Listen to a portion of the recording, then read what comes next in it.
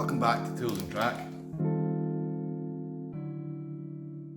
It's now episode, I don't know, of the Subaru Impreza project, and this many episodes in, we're still taking bits off the car. So I'm going to have a biscuit. So why is the fuel tank coming back out? Good question. It was really just a trial fit, if I'm being honest, when we put the tank in the first time. Because, if you remember correctly, all the lines that I put on them are custom made now. And, if you cast your mind back a few episodes ago, I did say we were going to roll the dice a wee bit on something. Namely, the slight rerouting of the fuel line down and round, rather than ordering up a breathtakingly expensive plastic one for a wide variety of reasons. Well, it's not worked. The path that I routed it down through, I thought was just empty space, but thinking back on it now, it's quite clearly formed the way it's formed, and the straps are quite clearly designed the way they're designed for it to completely locate to the car in the area where I've just run a fuel line. So as a result, the fuel tank's not really going in the way it should because of that fuel line being in the way. So we need to rip it all back out, we need to take all the fuel lines off, and we need to start again.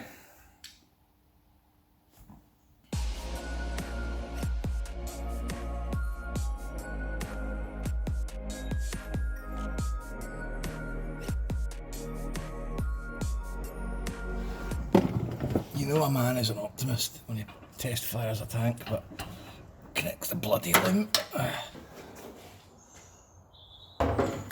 I'm sure there's people watching that's seen this a few episodes ago that was like, don't do that, but I wasn't one of them. Yeah, that recess there and here, these are actually formed into the body of the car at the back, and that's now sitting. I mean, I thought it was a recess for clearance, but no, obviously not. So, all I need to do is revise this. I think I have just the thing for it.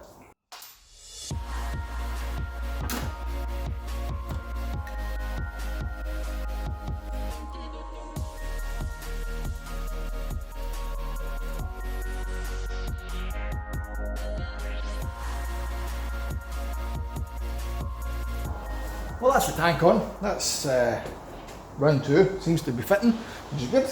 So rather than procrastinate and just bucking around and moaning about how things are causing problems, let's just throw everything on and see what happens. Cue the montage music.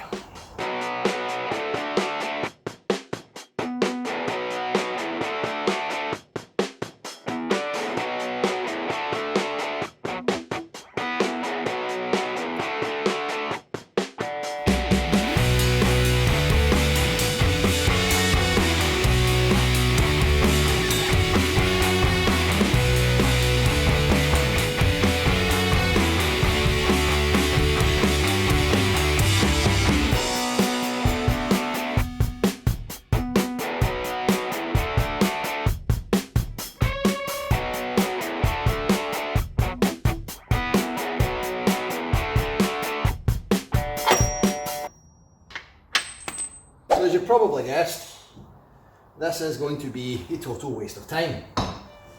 But it's never a waste of time when you're putting things back together, because the whole point of this exercise is to re-establish what way things go back together. Now, I know what you're thinking. You've seen how it went apart. Why can't you just watch the videos that you made and that'll tell you? I could do that, and whilst it would tell me how it's supposed to go together, these are new suspension components and they're not stock.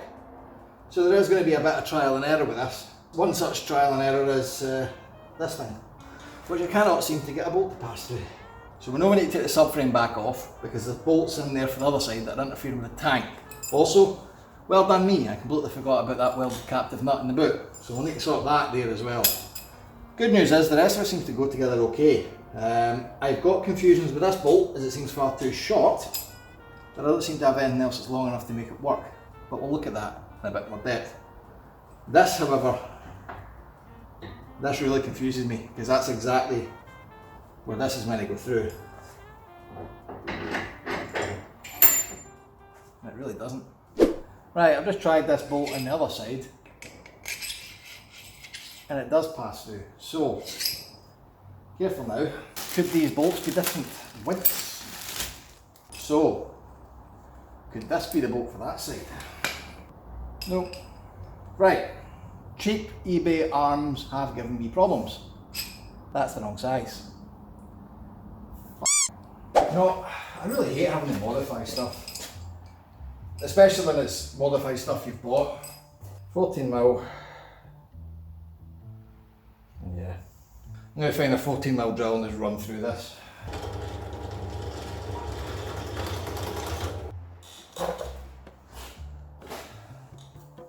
I've proven it'll work.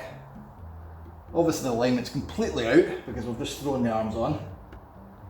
That outer one's going to have to come out a lot more because right now I'm in the back wheels. But the real reason I'm doing all this is because I need to check my brake lines work. So, to explain that, I've done all these new terminations and whatnot, but I don't actually know if they work because I don't have fluid in it. So, I was building all this up so I could chuck the brake calipers on and see if I can get a bleed on it without any drips. So instead, I'm going to take stock, take a step back, and actually start looking at what's going to cause me problems. Now that we've done a half assemble on it, and I know there are few, but until I stop and think, I won't know how many more there are going to be. So, let's get the kettle on. So this is interesting. That's the fuel filler, right? That's the subframe on, fuel filler. Where's the wee... There used to be a port. Yeah, there's a wee overflow port that's supposed to run through that hole up there. I suppose that hose needs to go on first before all of this goes on as well. Right, let's start again. So as you probably gathered, we've taken the tank back out. Being honest, the reason this tank went in was more to size out and make sure it would go in than anything else. And since it went in, I have found issues with it. We've had to readdress some of these fuel lines just where they go out to meet up with the car, so that's been done. And as we discussed, I had to get this line on here before it goes back in because the subframe will fail it. But another thing I'm going to do since getting it out is underseal it, because once I got this on and it's time to underseal the rest of the car, I won't be able to access the top. So we're going to pre-spray this and then shove it back in for the last time. And Johnny's here. Cheers. It's good to get some company every now and again, you know?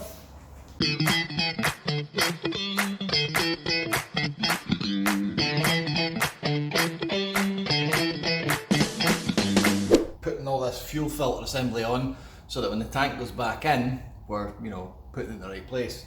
And I've managed to find this. The old bracket for supporting all of this fuel filler assembly has completely and utterly vanished. Bit of a wire wheel session and we've found that it's crumbling even further. So there's no point in carrying on here. Let's chop this off and make a repair. Because I quite like the filler pipe to, you know, stay in place. Hope this isn't just a rear to front continual weldathon. But it makes sense. This bracket's made out of like Rizla papers and it lives in the wheel arch, so I'm not shocked it's crumbled. But we do have to repair before we go any further.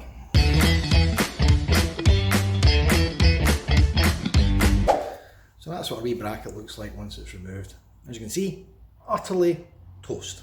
So we've got a captive nut here to consider. That's what the fuel filler neck will bond to. There's another hole which I don't really know what it's for, but if we need to drill a second hole, we can. So we need to replicate this. And I just have. I've went up to 3mm because I really don't want to have to ever replace this again. And I can't see why it shouldn't be as hefty as this. Always over engineer when you can. Let's press in the car. It's undersealed Jim, but not as you know it. This is an aerosol underseal. It actually goes on fairly thin, but still has that light tack. Now, as you can see, I've done all the top of the tank, flipped it over, and I've covered the area that the tank straps are going to hide. We're going to go over this with thicker, more, you know, resilient underseal, but I'm going to do the bottom end once it's on the car. I'm also going to do the car before this goes back on. Just a sort of belt and braces approach. So, I'm fairly sure by this point though, we're ready to put this back on. Finally. I'm not going to show you, we've done it often enough.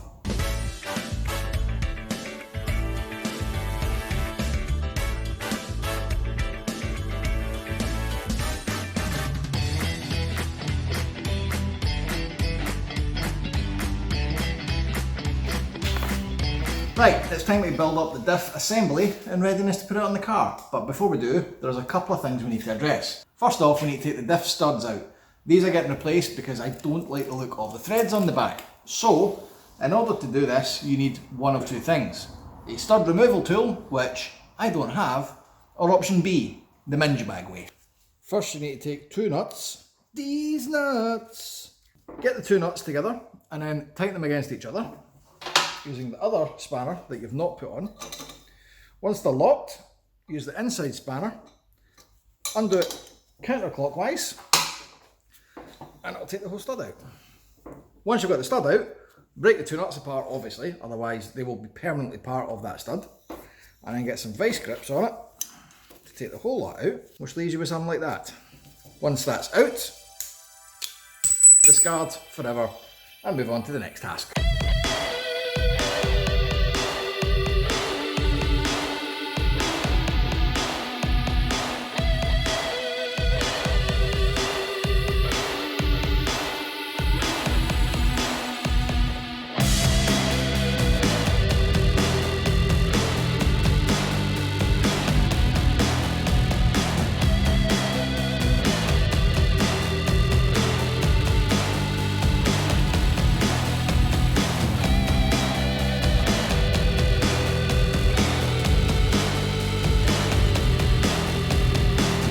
Fuel pipes. This stump is all that remains of the fuel feed line. This was tucked out through that wee rubber boot, and the rest of it would have went to somewhere on the tank, but now doesn't, because it's crumbled away to dust. So I've chopped this off for obvious reasons, and I'm going to make a link pipe that will join from rubber here to rubber under the car.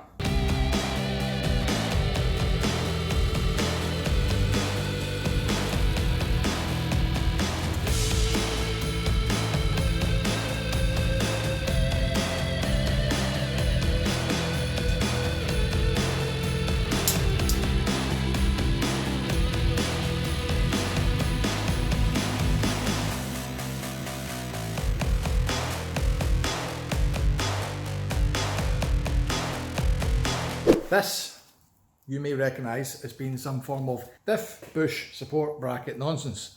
It's not particularly complex. It is literally a round disc with three seemingly pointless little support brackets punched in it, and it's 25 quid I think, each. Maybe slightly less, but it's still breathtakingly expensive for what is a little slab of metal. So in true me style, i.e. a bloody tight Scotsman, we're just going to make one.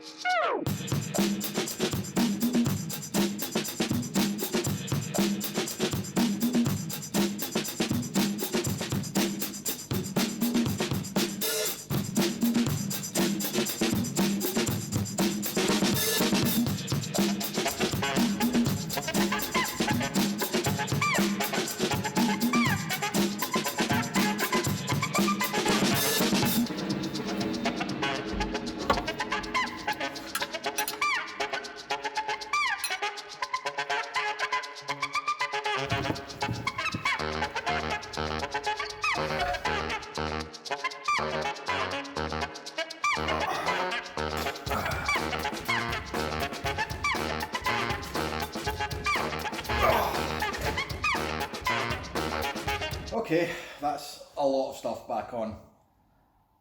Not gonna lie, it's starting to look pretty complete.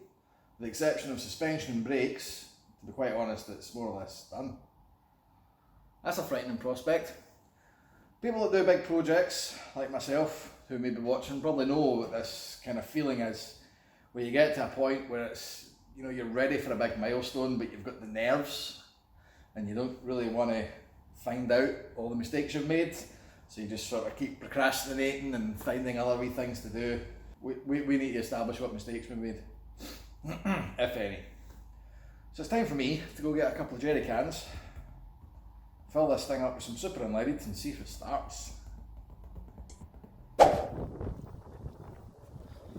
What could be happening here? Welcome. Two tools and track. I've been talked into it. We're going to go get fuel and test fire the Impreza. Despite my reservations and my fears, we're just going to send it. Full send. Well, not full send. It isn't going to actually move, but we are going to turn it on.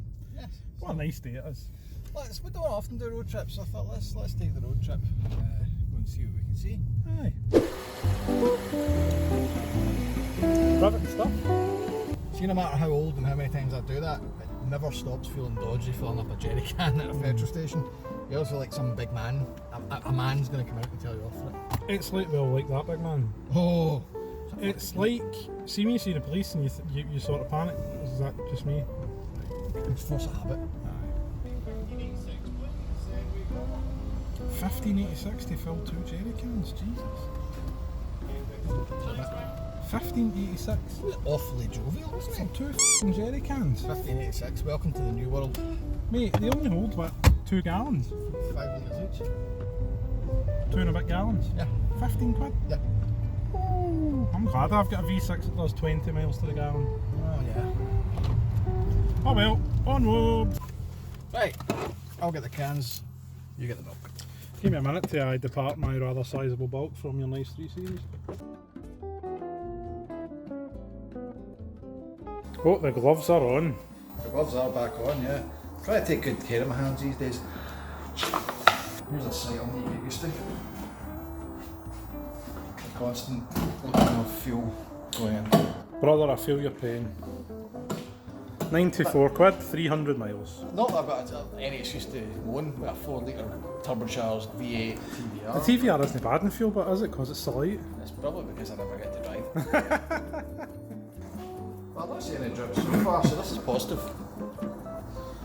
Looks good. I need to work out how to put power through this as well, actually. Power, as Yeah, in electricity. The battery has the square root of 0 volts. Where is the battery? In the boot or in the front? That's in the front. It's in the front. It's a normal car Oh, of course it is. for normal people. I was going to offer to roll in the Infinity, but that's not going to help. Well, I do have other batteries. Aye. Do you? Oh, you're running away! Here! Literally just caught him round the side of the door. Should probably move. Like, this has been a bench. I see that. For many weeks now. That's where that went. I'm not gonna lie, I'm really quite nervous about this. Well, you haven't actually touched the engine, have you? No, and I'll be honest, it's not ran at all. You haven't drained oil with it, have you? No. Cool. I'll be far more nervous when we start the low cost for the first time. Right. It's time. It's time. So, keep an eye out for any fuel leaks whilst we clean it.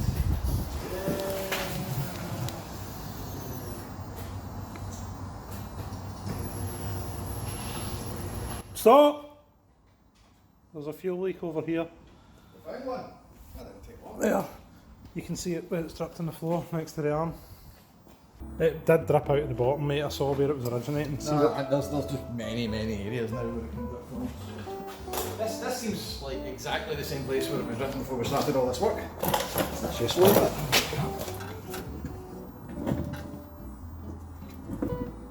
So that would have been far too easy a solution. We clearly still have a fuel leak somewhere, so I guess we're going to have to dig deeper. But that's all part and parcel of completely revamping the entire fuel system.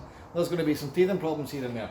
So before I get into this, we're going to wrap up, and I will see you next week. Patreon scrolling up the side of the screen just now. Thank you very much for your support. If you don't know what that's all about, patreon.com/toolsandtrack. Everyone else who's maybe just joined us, do the thing, like, subscribe, yeah, get on with it. And we'll be back next week with something. Don't know what. Thanks for watching. Sad day, folks. This old reliables just gave up the ghost. I should hasten to add, it's only given up because the lock for changing the spindle has completely gone, making it nigh on impossible to get the spindle off, but she's had some good innings. And now its watch is over. I've drained that foil without spilling the stuff. I tell his bar. It's your fault.